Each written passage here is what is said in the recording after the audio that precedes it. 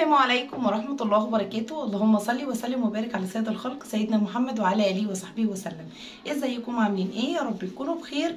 النهارده بقى جايه لكم فيديو جديد كده، يعني هيعجبكم جدا، جديد يعني حاجه كده الستات كلها بتحبها، ومعظم الستات بتدور على حاجه ووصفه يعني زي كده، وصفه تكون بجد مش كلام وفيديو مرفوع على القناه او على اليوتيوب وخلاص. لا، جايلكم بوصفه ان شاء الله تعجبكم. ما تنسوش بس اللايك والشير وسبسكرايب ودعوه حلوه من قلبكم، وكملوا معانا الفيديو للاخر وان شاء الله الفيديو هيعجبكم. اول حاجه طبعا كل الستات بناكل والشتا بتاكل وبنتخن وجسمنا بيزيد. معظم الشتاء احنا ما بنتحركش كتير ومش بنروح ونيجي كتير، فعايزه تخسي. عندي مناسبه مش عارفه اخس، عندي فرح قريب جدا ومش عارفه اخس، نفسي البس فستان، نفسي زي ما كان حاصل معايا الاسبوعين اللي فاتوا. طبعا كان عندي مناسبه وكل ما كنت اروح اقيس فستان بطني يعني كلنا والدين مره واثنين وثلاثه وقيصري واكل بقى وشتاء ومريحين، فطبعا ما بنحرقش او ما بنتحركش كتير، فما فيش نسبه الحرق بتاعتنا. تمام. عايزه حاجه تخسسني في وقت قصير جدا عشان عندي مناسبه، وحاجه ما تضرش جسمي، وحاجه ما تكونش يعني لو قطعتها مثلا جسمي يرجع زي ما كان واوحش يعني. لا، هقول لكم على طريقه وصفه حلوه قوي، يا رب تعجبكم ان شاء الله، هتعجبكم كتير، لان هي فعلا وصفه بجد سحريه، والله العظيم سحريه. انا يعني الوصفه دي انت تخسي 3 كيلو في الشهر، عارفين يعني 3 كيلو وحسب حرقه يعني نسبه الحرق عندك. يعني انا نسبه الحرق عندي عاليه، فهخس اكتر من كده لو انت نسبه الحرق عندك ضعيفه. طبعا احنا في الشتاء، عايزه اقول لكم ان في ناس كتير جدا معتقده ان احنا في الشتاء نسبه الحرق قليله، وانا ما بحبش الشتاء عشان بدخن وازيد فيها. لا يا جماعه، نسبه الحرق عندنا بتكتر في الشتاء. يعني احنا نسبة الحرق في جسمنا بتبقى السعيرات الحرارية بتعلى عندنا في الشتاء. ازاي؟ يعني مش باكل واتخن وانا قاعدة وكلام، لا والله بالعكس، والله العظيم اكتر وقت ممكن تخسي فيه هو التوقيت اللي احنا فيه ده، اللي هو في الشتاء، اللي هو السقعة. اكتر وقت ممكن تخسي فيه وجسمك يتظبط فيه هو التوقيت اللي احنا فيه ده. طيب انا عايزة اخس مثلا يعني واظبط جسمي وافضل واثبت على كده. هقولك برضو على الطريقة اللي ممكن تثبتي بها وزنك. لو انت مثلا خلاص انا وصلت للوزن اللي انا عايزاه، فمش عايزه اكمل بقى في المشروب اللي انا كنت باخده ده، فعايزه بقى اثبت على كده. هقولك برضو على طريقه كويسه جدا هتمشي عليها للاخر ان شاء الله، هتبقى معاكي على طول، بس تمشي على الخطوات اللي هقولها بالظبط. عايزه تخسي امشي على الخطوات اللي هقولها بالظبط، وانت ان شاء الله جسمك هينزل. اقسم بالله انا الترنج اللي انا لابساه ده، الترنج ده انا ما كنتش بلبسه، اقسم بالله انا ما كنت بلبسه. ليه؟ عشان جسمي كان مليان وجسمي كان تخين. الترنج ده جايباه وانا رفيعه، فلبسته مره واثنين وثلاثه، بصيت لي جسمي تخن فخلاص اتركن. هتقولي لي ما بتلبسوش بقالي قد ايه؟ اقسم بالله بقالي بتاع سنتين واكتر، يعني سنتين يجي 3 سنين كمان ما بلبسوش، عشان جسمي وبطني فيه وكان ضيق عليا وما كنتش بعرف البسه. طيب دلوقتي انا لبسته النهارده بقى بالذات، لابسه لكم علشان اوريكم ان انت فعلا اللي عايز حاجه واللي عايز يخس واللي عايز يعمل حاجه هيعملها.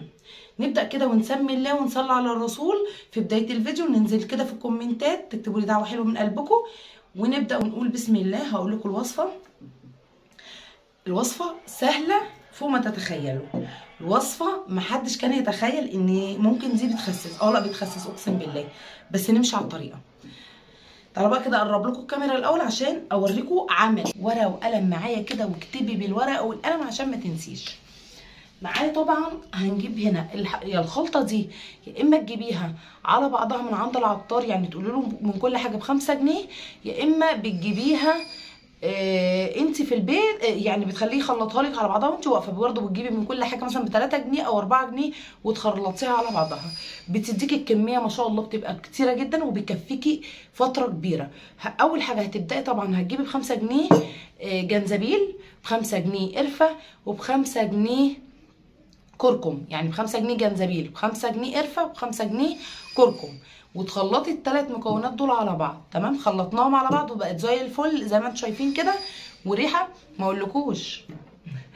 وبعد كده هتجيبي ليمونه زي ما انت شايفه كده، ليمونه، ومعايا طبعا الميه المغليه، انا غاليه الميه طبعا وهبدا على طول احطها. بجيب كل يوم الصبح، كل يوم الصبح على الريق انا بشرب معلقه كده، بجيب معلقه الشاي كده واروح حاطه معلقه، واجيب عليها ليمونه كده. الموضوع سهل اهو، يعني بصوا بجد بجد ما حدش كان يتخيل ان هو موضوع سهل قوي للتخسيس كده. وليمونه بقى زي ما تحبي، بس يكون افضل. الليمون بيعلي السعرات الحراريه في الجسم، الليمون بيعلي السعرات الحراريه في الجسم. هنعصر ليمونه كامله كده في الكوبايه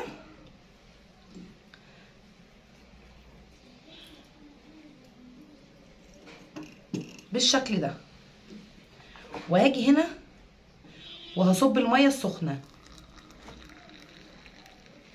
بصوا الموضوع مفيش اسهل من كده، بس كده. شفتوا الموضوع سهل ازاي؟ وهقلب الكوبايه بتاعتي.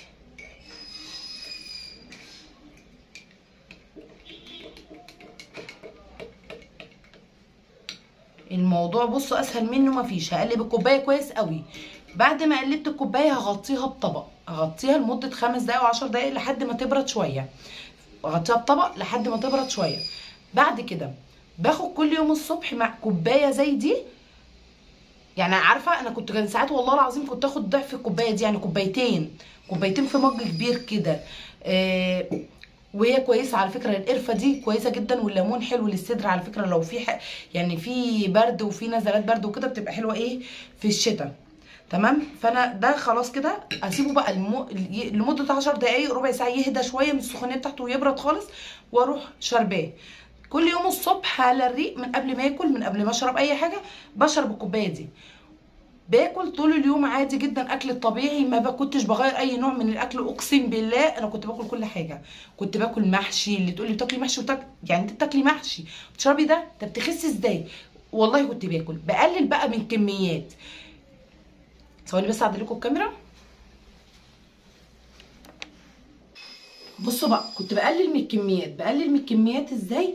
كنت يعني مثلا لو انا هاكل محشي فباكله بدري، لان انا في طول اليوم هحرق، يعني هتحرك في البيت، هعمل حاجه فهحرق طول اليوم. طبعا على مدار اليوم باكل طبيعي جدا، مفيش اي حاجه، وما بمنحش نفسي عن حاجه، وما بحوش نفسي عن اكل. اقسم بالله كنت بشرب الكوبايه دي. القهوه الصبح على الريق بتخسس، القهوه الصبح على الريق بتخسس. انا حاجات جربتها، اقسم بالله جربتها وخسيت عليها. فالقهوه الصبح على الريق بتخسس. انا كنت بشربها، واشرب فنجان القهوه ده الطبيعي بتاعي الصبح، كوبايه القهوه دي بشربها. تمام. انا شربت ده وكلت طول اليوم عادي جدا، مفيش مشكله. جيت مثلا لحد الساعه 7، خلاص بقى بوقف اكلي من عند الساعه 7. خلاص هو اليوم كده تمام. جيت جوعت بقى، طب اعمل ايه وانا جعانه؟ احنا في شتاء، يعني الخضروات كتيره جدا والخضار طازه كتير جدا. يعني الكابوتشا دي هتلاقيها في السوق كتير، والخس والجرجير والحاجات دي، الخضروات الكتيره.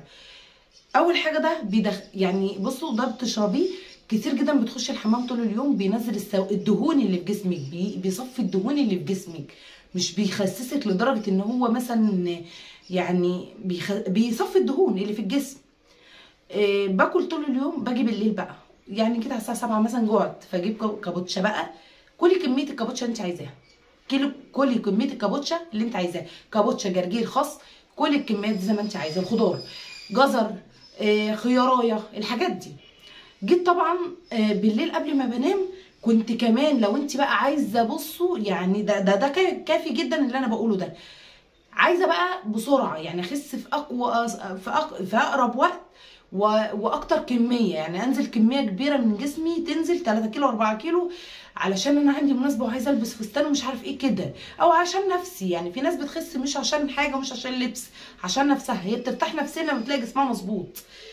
فاعمل ايه؟ اروح جايبه كوبايه زبادي بلدي، الزبادي البلدي بتاعنا، وبشيل القشطه بتاعتها من على الوش، واعصر عليها ليمونه كامله، ليمونه كبيره كده حلوه، واروح اعصرها عليها واقلبها واروح واكلها. ده الكلام ده قبل ما بنعمله ده بيعلي السعرات الحراريه في الجسم. طبعا كوبايه زي دي الصبح، يبقى احنا جبنا المكونات دي، الجنزبيل والقرفه والكركم، وقلبناهم. الكركم على فكره حلو جدا للتخسيس، حلو جدا للتخسيس. وقلبناهم على بعض ومع ليمونه، وشربت الكوبايه كل يوم الصبح. باخد معلقه الشاي 3 على بعض كده مقلباهم، واخد معلقه شاي واحطها في كوبايه زي كده واشربها كل يوم الصبح. جيت بعد كده بالليل بقى قبل ما انام كوبايه حلوه زي دي تاني بروح عاملاها وشربها بالليل قبل ما انام. قبل ما انام بشرب كوبايه زي دي، واول ما اصحى الصبح بشرب كوبايه زي دي.